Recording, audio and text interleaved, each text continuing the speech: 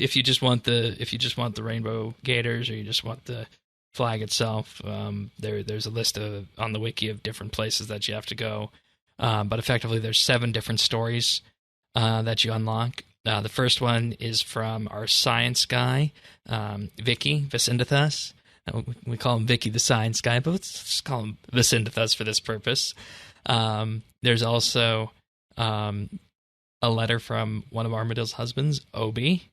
Then we have Family Matters from Kaylin and Annette from the Heartstealer quest and the Easter event a couple years ago. Then Angoff, What's in a Name? Good Dogs, which was Bo and I'm forgetting Bo and Ed, I believe it was, where in that one. And then Butterflies involves Zanuck, believe it or not. Were you guys surprised to see Zanuck here? A little bit, but now that I don't know. It never crossed. Right, I never picked that up in any of the Dorgeshan quests. I asked Earth about that, and he said, yeah, if you go back and look at the Dorgeshan quest, you can actually see that. So, and it's done in not the typical human way, but it's also done in the Dorgeshan way, which I think also just moves it in with the immersion of what you were saying, Zant, and that it's not just slapped in there. It actually kind of fits with the lore of the characters involved. It's just interesting to see the depth that's available for all these characters in game when you look at the rest of the game world and you don't necessarily normally see that. So I think they did a good job with these stories. Agreed. Either you guys have a favorite? A well-loved letter from Obi, of course, for me. Yeah, and that one, of course, also has a different meaning with Armadale presumably going to be banished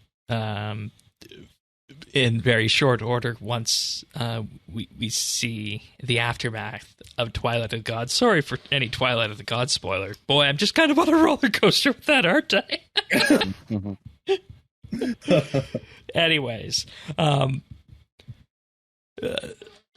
like the Ace in Anthropology one with Vicky the Science Guy. Tanis, any of them jump out at you? I just thought it was interesting that, Armadale must be so. He's just has so much cock. He has to have 2 husbands. Like I thought that was kind of interesting. Okay. Yeah. In any case, this event will be run yearly. If you are listening to this and you want to get into this event, you have until June 30th to complete it. So you got the rest of the month for this, which I think it's good to run it for that amount of time. And according to Mod Raven, this event will activate automatically at the beginning of every June going forward. Well, that's good. Huh. Yeah. I wonder if they'll add add something different each time, story or like additional stories or something. Well, I mean, I guess the additional stories would be that you could just go to any of these characters, and in particular, I'm thinking of Zanuck and the Heartstealer duo. You can go to them, and that's where you get more of that, right? But I guess it does provide something we could push further on in the case of Vicindethus or Angoff in one of the other stories. So overall, I think it was pulled off very tastefully, and definitely something I think that's been a long time coming. So congratulations to Jagex for pulling this off in a way that works, I feel, for the game. So very nice. Anything else on that, or should we move on to patch notes? Yeah, I just wanted to say I think they did a very good job on this. You can tell they put a lot of thought and care into it, and it wasn't just like, hey, it's Pride, here's some rainbow cosmetics. Yeah, apparently Mod Raven was the one behind a good portion of the stories.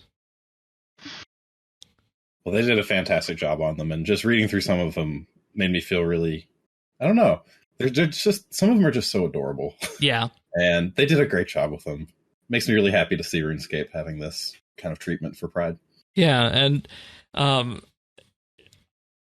I'd be interested to hear a wider cross section of the community, the general RS community, on this, about how this event resonated, because from largely what I've been seeing, no problems with it whatsoever.